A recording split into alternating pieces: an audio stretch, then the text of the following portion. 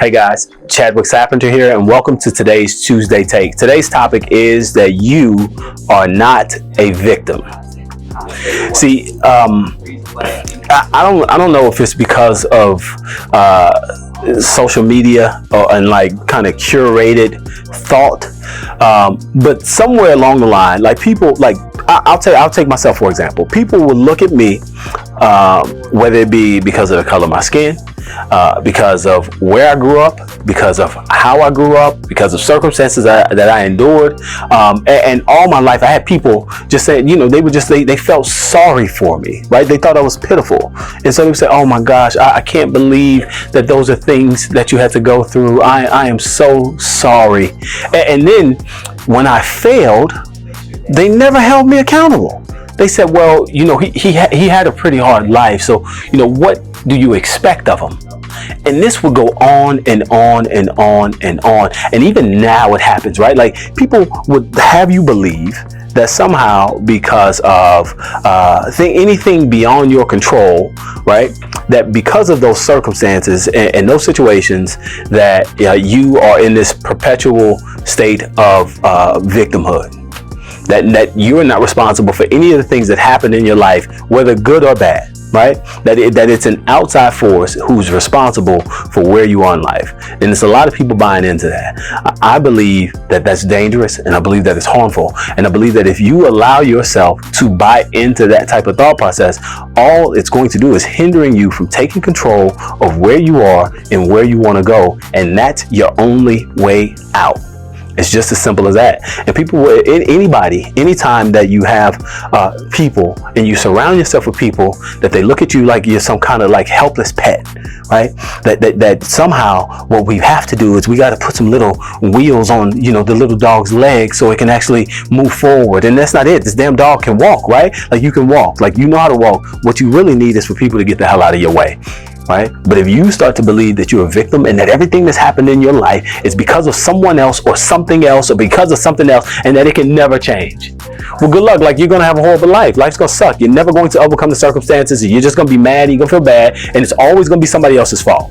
Whether it be the government, whether it be the system, whether it be the circumstances, whether it be because of your race, whether it be because of your gender or whatever it is, you'll always have that to blame instead of just saying, you know what, maybe if you would just focus, maybe if you weren't lazy, maybe if you said, all right, I'm going to put in more work than I have to. And you say, well, it's not fair that I can put in this much work and somebody else who doesn't have to work as hard as me can get ahead of me. And then you start to say, well, it's not fair that because of where I grew up, we didn't have as many opportunities as people who grew up in a different place. Or it's not fair that my parents didn't provide me with the things that I needed in order to give me a leg up. And it's not fair that I got to take out student loans. And it's not fair and all this shit, right? Like life ain't fair. This is what you need to understand. Life is not fair. It's not going to be fair. It's never going to be fair. People are always going to have advantages, right? People are always going to be having a leg up. And so what you need to be trying to do is say, all right, you may not have had any control over what got you here. It may not be your fault. Everything could have went horrible in your life. That might be the case. But you have 100% responsibility for where you end up. And if your children have to relive the same circumstances that you did.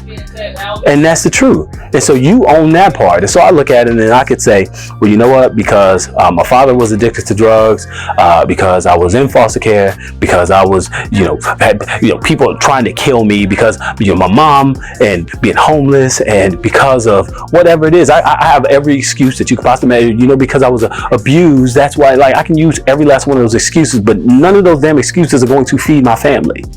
Not one of them. Now, one of those excuses are going to make sure that my children have a better opportunity than I did. Now, one of those excuses is going to change the trajectory of my family's life. It's not going to give me the opportunity to create generational wealth by buying those excuses. I can't cash them in. I can't deposit them. There's no interest being collected on them. All you get from them is a bunch of sorrow from people that probably will see you more as a pet and don't really respect you.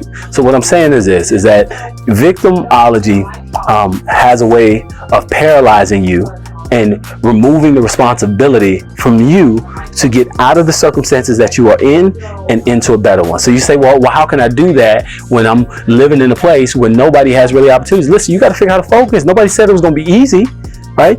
Nobody said you don't have the same opportunity, right? So somebody who was born to an extremely wealthy family and every resource, and they got nannies and maids and every tutor that you can imagine, yeah, they're going to have some more advantages than you. But you know what? Your ass got a free public library that you can go study in. You know what I'm saying? Point being is this, is not to minimize and say that there aren't circumstances that people have to deal with that can have an impact on where they currently are that aren't within their control, because there are. But what I am saying is that you get to choose on how you embody what you do next, or how you take ownership of what you do next. You can say, well, because of my past and because of my past experience, or because of the history of my people in a specific place, because of those circumstances, I am perpetually stuck. But it doesn't have to be the case.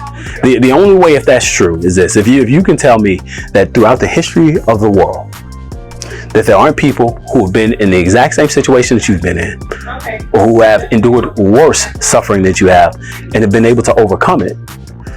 If there's one person that's been able to overcome it, then that means it's possible for another and another and another. And you just got to ask yourself, well, why can't that person be you? Why can't that person be you? I know, I look at my life and I look at where I'm from and I'm saying, you know what? I have no room, and I can't stomach feeling sorry for myself, or trying or letting somebody make me think like I'm helpless because I'm not. Right? Because I'm not. Because if I buy into that, then I start buying into all these excuses, and then anytime something goes wrong, it's not because I wasn't prepared, it's not because I wasn't locked in, it's not because I didn't do the things that I need to do, it's because of the circumstances that I can't control. And most of us, man, we got control. We can't control everything, but we can control some things. You know what I mean?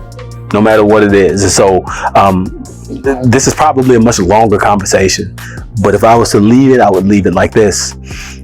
You may not have had any control over what got you here, but you have 100% control over what comes next. I'm encouraging you to take ownership of the things that you can control and take responsibility for what comes next.